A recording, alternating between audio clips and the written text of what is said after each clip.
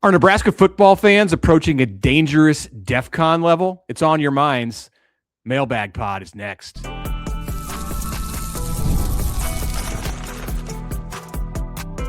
You are Locked On Nebraska, your daily Nebraska Cornhuskers podcast. Part of the Locked On Podcast Network, your team every day.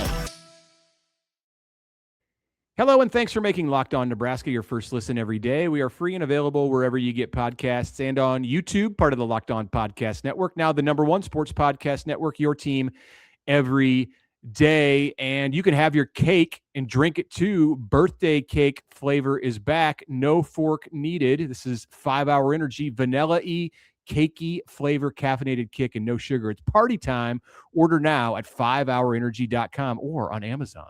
All right, folks, it's party time. You heard him. Here we go. It is a Friday mailbag on Thursday, late Thursday pod. Let's lay this out real quick. Connor Happer, Sherman with you. We apologize for taking today off. I apologize, but we had a lot of different stuff going on. Mostly my fault because I didn't get home until like midnight last night. So. We roll forward. So here's what we're going to do to make it up to you.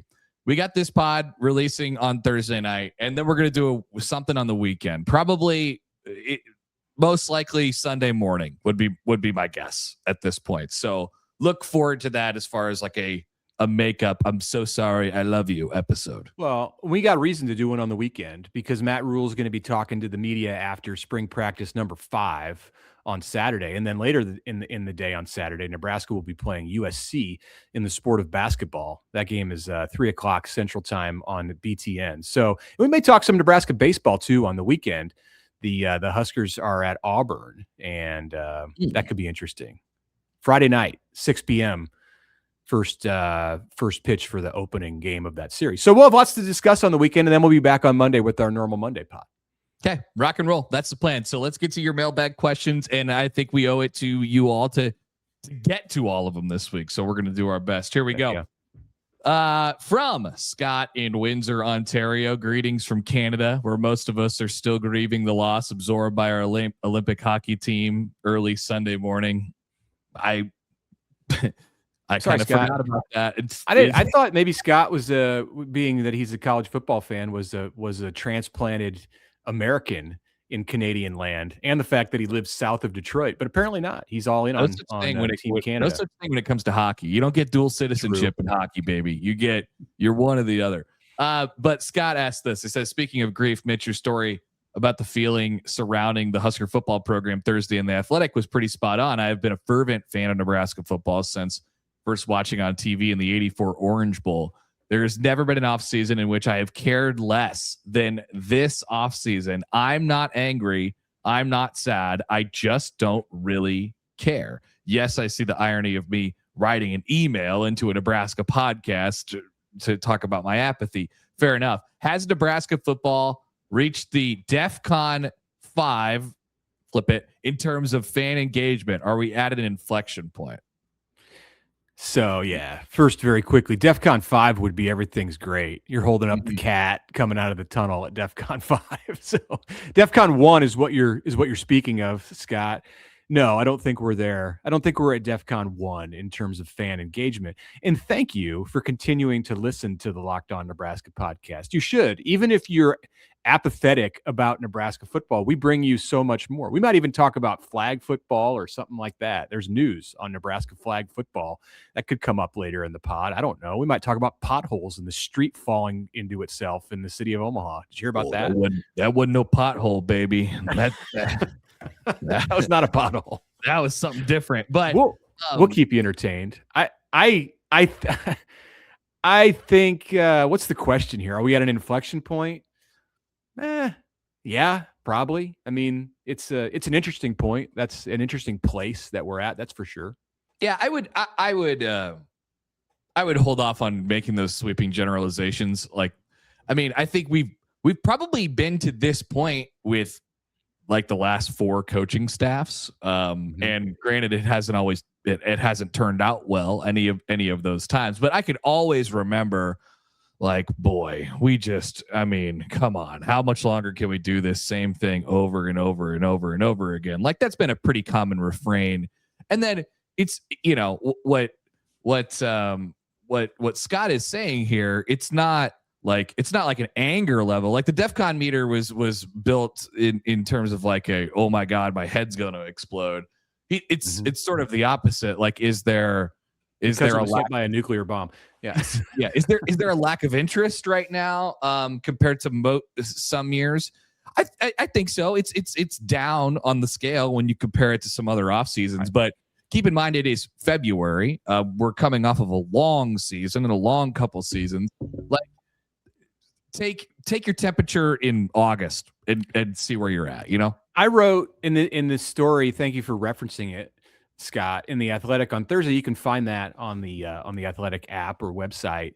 I wrote about this the negative vibe around Nebraska football in the context of saying that I thought it was good for Nebraska fans to hear from Brett Maher and Roy Manning and Corey Brown on Thursday, because I thought they were refreshing, especially Maher and Manning. The personalities resonated, and it was like something new to sink your teeth into. And both of them, Manning especially, I thought was just really vibrant and really fun. And like, he was somebody that if he was recruiting my kid, where I'd be like, heck yeah, man. Or, if he was talking to a group of donors, and that doesn't mean that, like, he's a great coach and that he's going to win games. But I think the fact that, like, he's coached where he has and continues to get these opportunities, and he's been at Oklahoma and USC and UCLA and Michigan, and now he's at Nebraska. Like, he's a good coach. He's somebody that people want around their programs. And I think that's something that can help the overall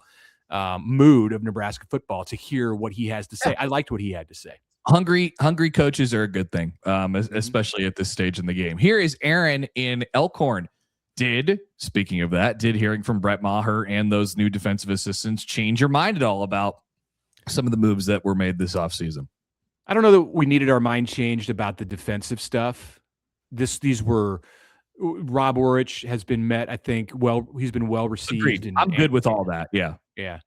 The special team stuff, it was good to hear from Brett Maher, and I liked that Brett Maher didn't just parrot the talking points of Matt Rhule and say I liked everything about the way we did special teams last year. I don't want it to change, so I'm just going to try to be like Mike Eckler. No, I mean, he said schematically there's a lot we can improve on. Fundamentally, it was good, and the way that we taught last year was good, but we're going to attack this and continue to get better at special teams. Like, he's not there as a placeholder, which was also something that you might have thought from listening to Rhule, when Rhule described the situation as one where Maher loves Nebraska, and he was doing this because he loves Nebraska, and to get Nick Humphrey ready to be the special teams coordinator. Like, that's not any way for your special teams to run. And I don't get the sense that Maher is just like a puppet or a placeholder or anything like that. I liked his energy. That might be like our take, which I think you could still look at it that way, but he can't look at it that way, and he doesn't, and so yeah.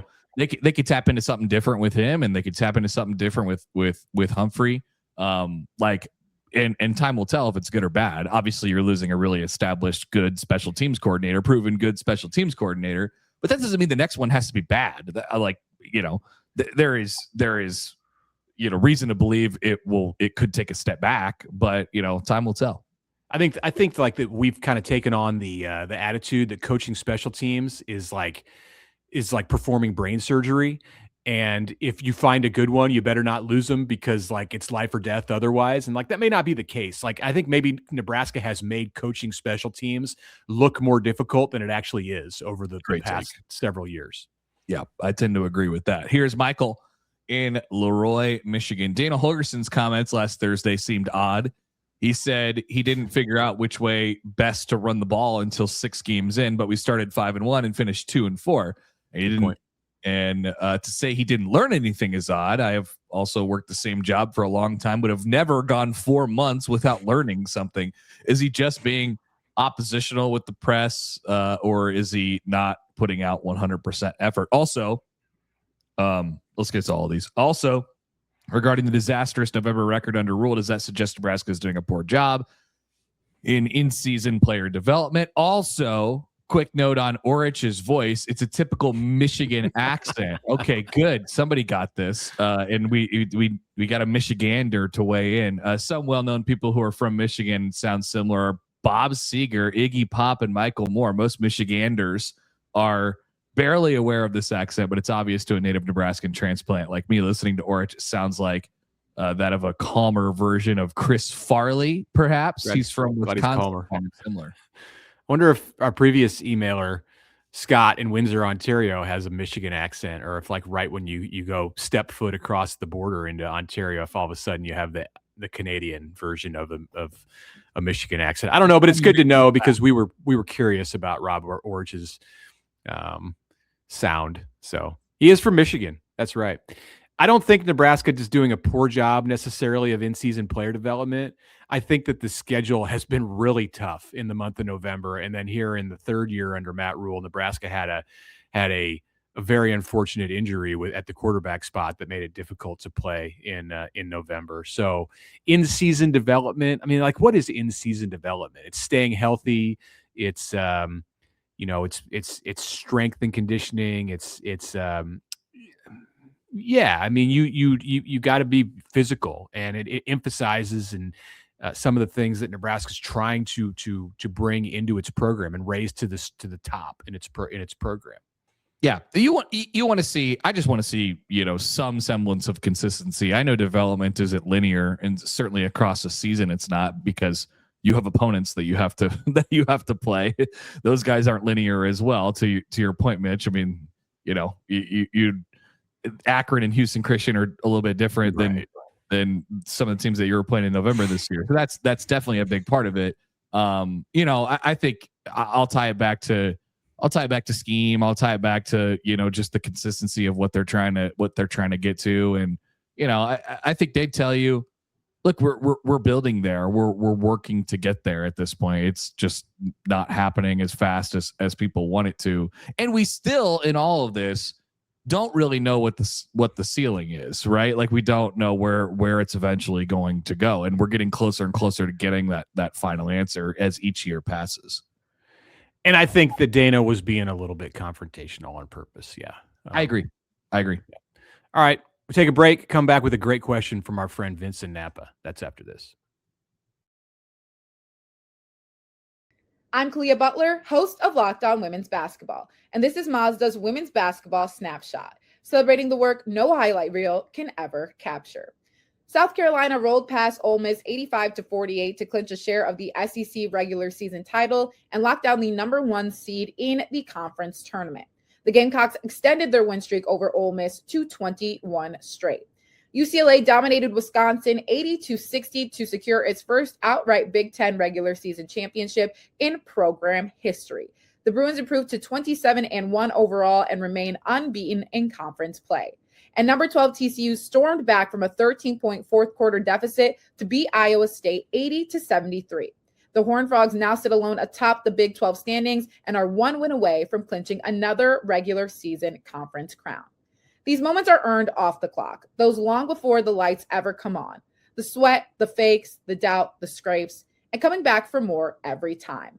Mazda puts that same drive into every detail. Wins define the moment, putting in the work, that defines you. There's more to a Mazda because there's more to you. And a word from the FanDuel Sportsbook, where their NBA sweepstakes is still going on. Have you ever wanted to experience the NBA Finals live and in person? I know I have. FanDuel is giving you the chance to turn that dream into a reality with their NBA sweepstakes. So use your profit boost on any NBA future, and you'll be automatically entered for a shot to win a trip to the NBA Finals for 2 flights, tickets, the whole shebang, all for you. And all you have to do is flip that profit boost button when you put in your future. It's a perfect time of the year to do it. We're about a month away from the playoffs starting and that long grind, the NBA's final season beginning. So now is the right time to do it. Head to FanDuel.com to get started. Use your profit boost on any NBA future and get entered for your chance to win a trip to the NBA Finals. Play your game with FanDuel, the official sports betting partner of the association. Okay, welcome back. Thanks for making Locked On Nebraska your first listen, and thanks for making Locked On the #1 sports podcast network. If you have not already, Go check out our new Everydayer Club for just $5 a month. You can get access to an ad-free audio feed and an invite to the Locked On Everydayer Club Discord server, which includes a group chat just for listeners of this show. I went in there. I made an entry into the group chat. There's a little message for you. Go check it out. If you want ad-free content, you want to actually be able to communicate with us a little bit. We'll check in a couple times a week, maybe post some of this and some of that, and give you an opportunity to get your question answered first in the mailbag. So yeah, how about that? Hey, did you see the development? I don't want to spend too much time on this, but did you see the development in State College, PA on Thursday when Rocco Becht, the former Iowa State quarterback, came in front of the media, and the Penn State writers and broadcasters thought that he had never seen anything like a group of media assembled around a table, and they were all like, "Yeah, this isn't like Ames anymore, is it, buddy?" And Rocco was like, "Hey, it's good to be here, guys." And the Iowa State Twitter and media lost their minds. Dear God, I did see this. I didn't click on it. But it's one of the more entertaining parts of my Thursday. I had a pretty good idea of what was going on. Like there's a lot of media that covered those programs. They were like, while Ames is sort of like a cow town, like there's a lot of people who care about Iowa State football for sure. There were like 15 people there to see the quarterback, who it's almost March and he had not talked to the media yet. Kind of like the situation at Nebraska where Anthony Calandria has not yet talked to the media. Hey, that gets me thinking, like when Calandria comes in front of the media here in the next week or so, should we all be like, this isn't like Vegas, is it? Yeah. Bet you never seen nothing like this before, Tony. What ridiculous. Like there are ways for Penn State to flex all over Iowa State. Like maybe make mention of the fact that your stadium seats 108,000 people, which is like twice as much as the Cyclones or whatever. You took all their players and coaches, but the fact that you had like a dozen media people around the quarterback, it's so dumb. Yeah, sorry. It's classic, like Penn State living in its own bubble thing, which everybody's a little bit guilty of. But yeah, certainly Penn State, which is like hundreds of miles away from civilization. So yeah, I love it. I love it. It was entertaining. All right, from Vince in Napa. Happy Friday, fellas. Greetings from the great city of Napa, California. Go Big Red. Might even mean a bottle of Merlot or a plate of pasta with marinara sauce in my world. Ooh. All right. Yeah. On last week's podcast, Mitch mentioned that Tom Osborne's insistence on Frank Solich being his successor, thus usurping, good word, Bill Burns' desire to do an actual search, was what set the chain of events of general instability in motion. Though it may not be a popular take, I think that assessment has merit, even though going against Coach Osborne would have seemed rebellious at the time. While Coach Solich was the safest choice, more than the right one, I seem to recall that Mac Brown and Jim Tressel's names were being mentioned had Nebraska done a coaching search as opposed to hiring Solich. Were there other names bandied about, and in your opinion, who would have been the best choice if not Solich? This is a better question for you. I did some thinking here. Yeah. Go ahead. What do you got? I think Nick Saban would have been the best choice. I agree, actually. Yeah.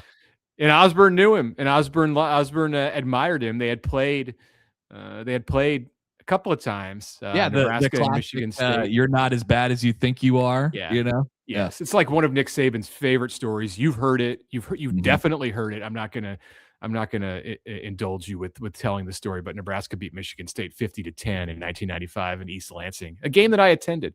And Osborne was consoling Saban after the game. Nick was 46 at the time and had just won 7 games in 1997 at Michigan State. He was a few years away from going to LSU. Mac Brown was also 46 and coming off of back-to-back 10-win seasons at North Carolina. He left instead that same offseason for Texas, and you know what happened after that. So they ruined the Big 8. But actually, the Big 12 was already a thing at that point. It was 1 year in. They ruined the Big 12. Sorry. So some names that might have come up. Sonny Lubick. He had a good thing going, a really good thing going at Colorado State then, but he was kind of old. He was 60, and he had just won 11 games in 97. You know, in today's world, he might have been like a hot commodity. He could have been like the Kurt Signetti of 1998. He never left CSU. Nebraska did later hire his son many years later. Scott Frost hired his son, Matt. Phil Fulmer was 47, had been the head coach at Tennessee for 6 years. Could Nebraska have pulled Phil Fulmer? Possibly. Nebraska was a different entity in college football then. Bill Byrne, the athletic director, had spent some time at Oregon. He was the AD there around Mike Bellotti. Didn't hire Mike Bellotti, but Mike Bellotti was promoted to head coach after Byrne left for Nebraska and had a string of good seasons by Oregon standards at that time from 94 to 97. So maybe Byrne would have gone to Eugene and found a coach. I think Frank Beamer might have gotten a look. He was 51 and had been doing a nice job at Virginia Tech. Nebraska had seen him the previous season in the Orange Bowl. And then there's this one. We're all in the conversation. Barry Alvarez was coming off consecutive 8-win seasons at Wisconsin. He was 50 years old. He had won 8 and 10 games in recent years in the early 90s in Madison. That was like the golden goose. That was like that if Nebraska had hired Barry Alvarez, Frank's friend, it would have ruined things with Frank for sure. But it would be, that's like rewriting history right there. Alvarez, of course, played at Nebraska and started his coaching career in the state of Nebraska before he went to Iowa, and then off to Wisconsin. But yeah, interesting to think about. Thank you. I'm glad you allowed us that moment, Vince. Yeah, and for the record, like it wasn't the fact that Solich got the job. It was just all of the things that led to that, right? Like maybe Solich was the right guy. Maybe Solich was the right hire. It's they won a lot after that. But I mean, there were people at the time who thought Nebraska needed to coach with somebody with head coaching experience. It was a big job to coach a team that had won 3 championships in 4 years. Right. But that's what we're talking about. It's kind of just a lot of opinions and what does Nebraska need, and it's when you think about it, I mean, it's really, really difficult to hire the coach after the coach. I mean, it just is. So maybe that was Barry Alvarez had the personality and the oomph, I think, to be able to step into that because he had been a head coach, at a comparable school for a period of time. I don't know. Least resistance, that's for sure. Which doesn't always have to be a bad thing. Here is Brad in Americus, Kansas. Great show. He says, this is the best our basketball team has ever been. They're at the peak of the season and could do something great in the tourney. Meanwhile, our football team is subpar by program standards. Don't you think you should spend more time covering Hoiberg's team than the other guys? Can you put out a poll to see if other fans want to talk more basketball than some other sport? I know I'm craving more Nebraska ball talk. Frankly, I'm tired of off-season hype and want some real Kool-Aid. We're going to talk about Nebraska basketball for the rest of the show, Brad. And we'll continue to talk about it. Yeah, I mean, people want football. Like it's fairly apparent to us. We can see that, and we try to talk about what people want and like what the response is to our show and like what generates the the most attention from the audience. It's football. If it was basketball, we would talk more about it when we will. Like this is coming up on March. Like this is go time right now. This is the final stretch of the regular season. USC, UCLA, Iowa is going to be huge next week. We'll be talking Nebraska, Iowa a bunch next week, right in the middle of spring football. Nebraska, Iowa basketball, senior day for Rienk Mast and Sam Hoiberg and others. So get ready. Nebraska basketball is about to go even more big time. So Huskers 24-4 after that win on Wednesday night against Maryland that we have not discussed yet. All right, so let's just save all the basketball questions for our final segment. We'll do that when we return here on the Locked On Nebraska podcast. All right, a word right now from Game Time. The biggest stretch of college basketball season is almost here. It's like Game Time was listening to the last part of our second segment. Buzzer beaters, bracket busters, and those unforgettable moments that everyone is talking about the next day. Being there live for something like this, that's bucket list stuff. The hard part is actually getting the tickets with long queues, prices jumping around, surprise fees at checkout. Game Time gives the advantage back to the fans with constant innovation. It's how you unlock amazing tickets and experiences in just a few taps. It's simple to use. The game time guarantee means 100% legitimate tickets delivered on time at the best price. And here's the best part. Fees are included in the price that you see on the app. What you see is what you pay, period. You get zone deals that let you pick the section and save even more while Game Time selects the seats. It's got no stress, no guesswork, just a smooth experience from start to finish. That's exactly what you want during the busiest part of this basketball season. Take the guesswork out of buying college basketball tickets with Game Time. Download the app, create an account, use the code Locked On for $20 off your first purchase. Terms apply. Again, create an account and redeem the code Locked On for $20 off. Download the Game Time app today.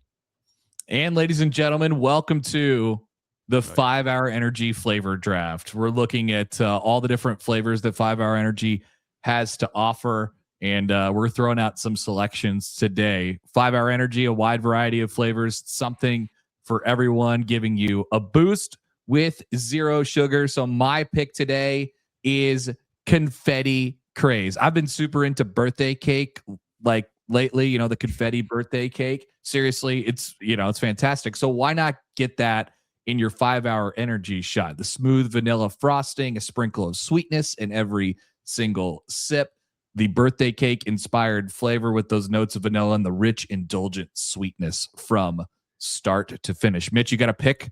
It sounds good, but I'm going strawberry banana. It goes in smoothies and milkshakes, and it goes to cakes, ice creams, and your 5 Hour Energy drink. It's reminiscent of a smoothie, gentle, sweet aftertaste, soft, mellow banana finish. Very good. You could go sour apple. You could go peach mango, tropical burst, pomegranate, blue raspberry. They're all still on the board. So draft your next flavor with 5 Hour Energy right now. Find your new favorite flavor. Available online at 5hourenergy.com or on Amazon.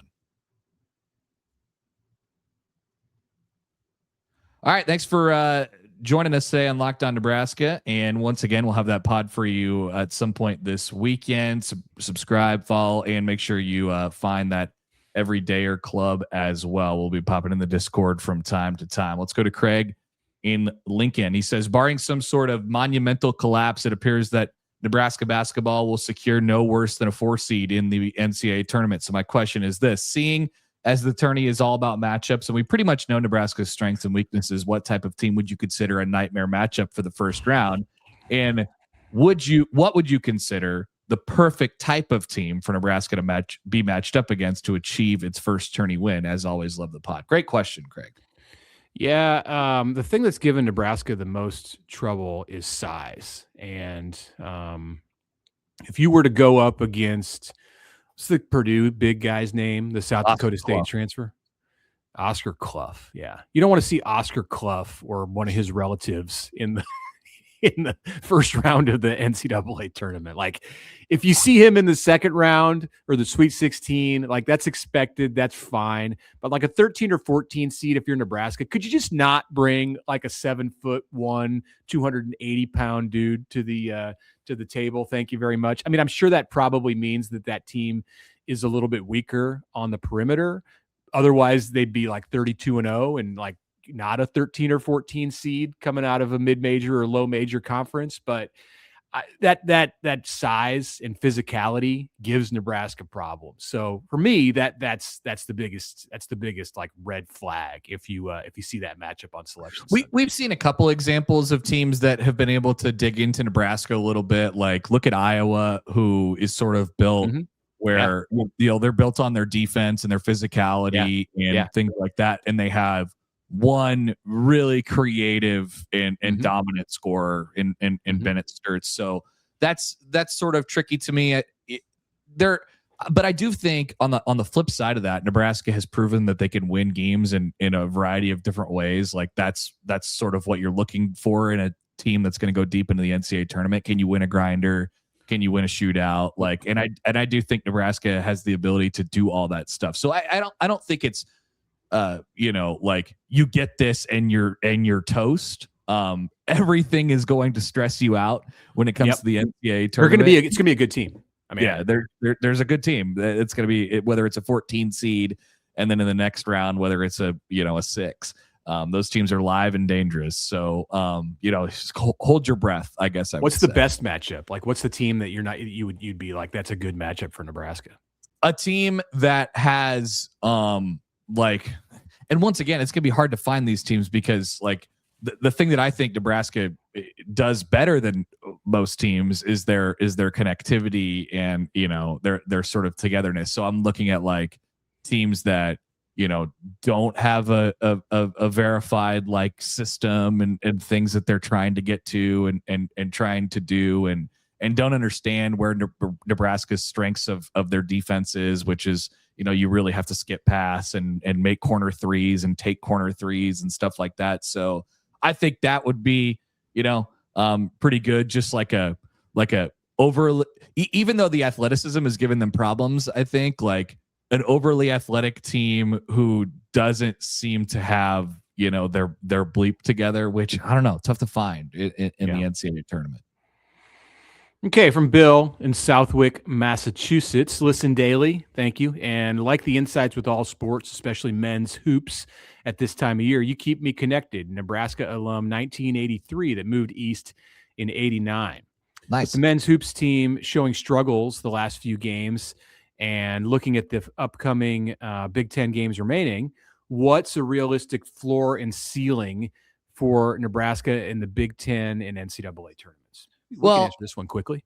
Yeah, for the NCAA, I mean, they could lose in the first round. I don't think it's seed. Oh, yeah, seed, right. Seed. Yeah, I don't think they're going any lower than a 4. Like the last commenter said, I don't think they're going any lower than a 4, and I think they could grab a 2 if they win out here or whatever it might be. If Nebraska were to go 0-4 the rest of the way, then I think they could fall to a 5. But maybe, you'd be 24-8. That's the worst that Nebraska could be. And I don't think they'd be a top 16 team at that point. But I don't see that happening. Like I don't think Nebraska's going 0 for the rest of the season. Yeah. And the highest could be a 2. I mean, you win out. And I'm not even taking into account the Big Ten tournament, but like you win out in the regular season, and these are winnable games. They're tough games, but they're winnable games.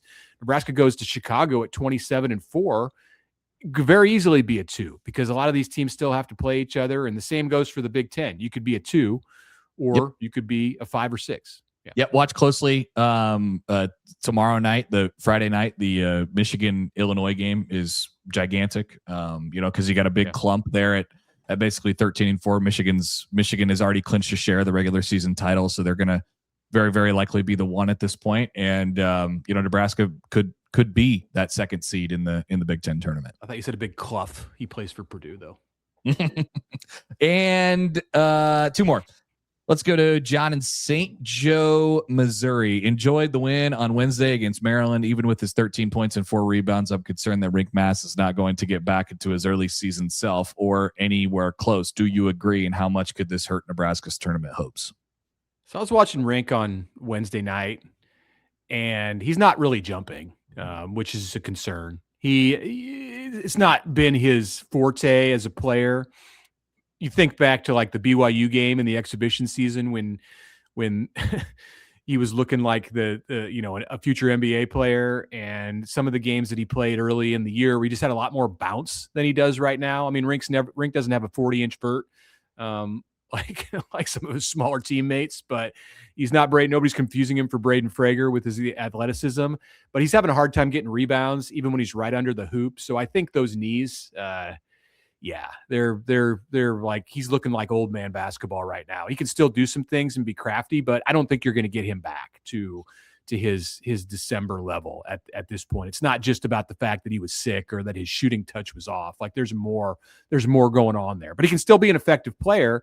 And the thing is, like, some of the pieces around him have gotten better. Well, and I think too, even if he's not like the best version of himself, he still provides a threat, especially from outside the 3-point line. That is, he can get going. It's a tough matchup for some teams, whether he's making them or not.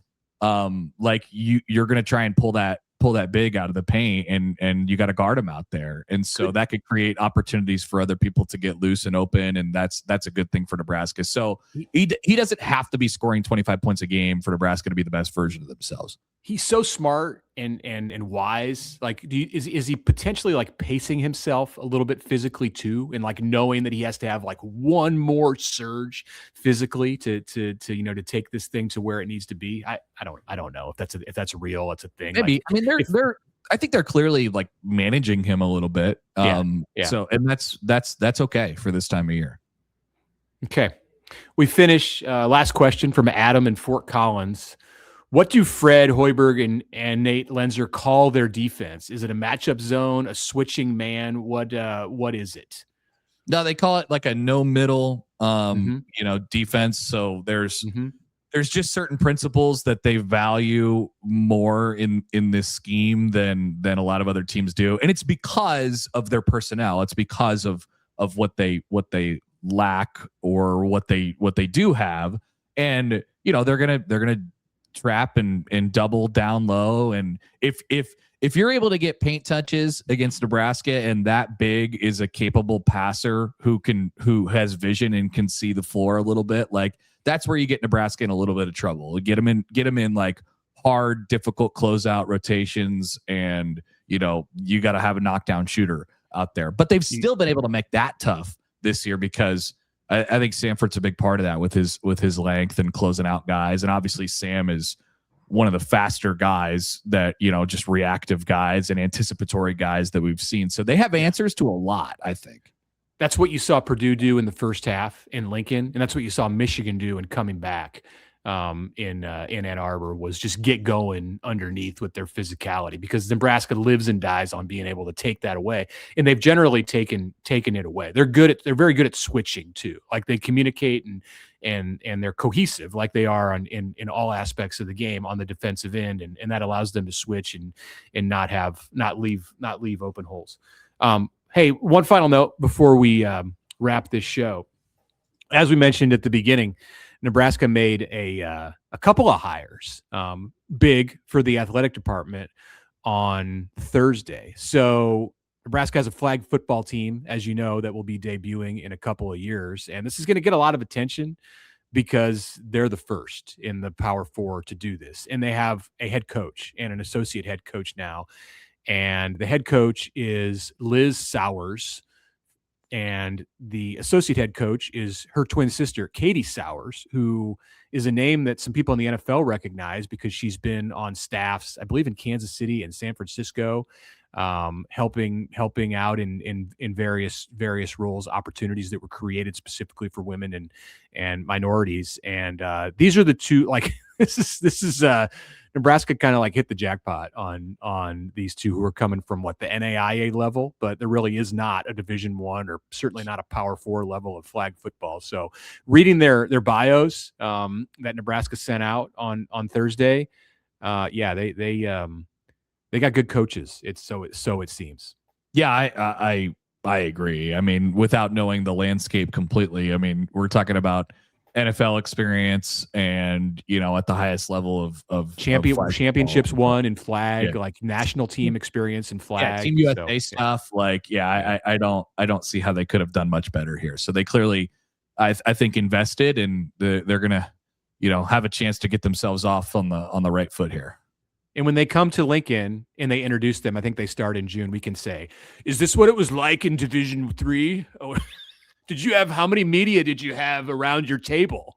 I can't wait. That will be great. I can't wait to welcome them and say, "Hey, I bet this isn't Kansas anymore, is it? You're not in Kansas anymore, are you, Dorothy?" Yeah, one should definitely do that. All right. That will do it for us today. Appreciate you. Don't forget that Everydayer Club. It is built for you.